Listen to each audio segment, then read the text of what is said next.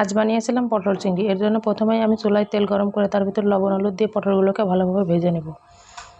পটলগুলোকে ভেজে তুলে নিয়ে আমি এই তেলের মধ্যে আলুগুলোকে দিয়ে দেব। আলুগুলোকে ভেজে তুলে নেব। তারপর আমি চিংড়ি মাছগুলোকেও ভেজে তুলে নেব। চিংড়ি মাছে আমি আগে থেকেই লবণ হলুদ মাখিয়ে রেখেছিলাম।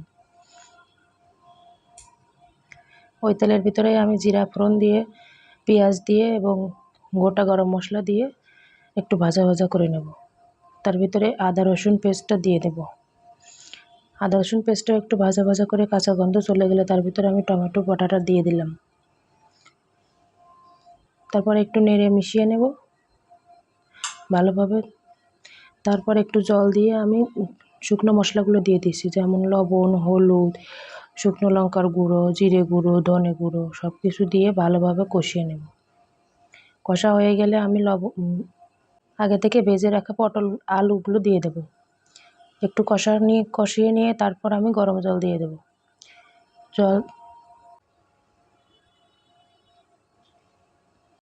তরকারিটা ফুটে আসলে আমি চিংড়ি মাছগুলো দিয়ে দেব এবং নামানোর আগে আমি গরম মশলা গুঁড়া এবং একটু ঘি দিয়ে নামিয়ে নেব। তাহলেই তৈরি হয়ে গেল গরম গরম পটল চিংড়ি।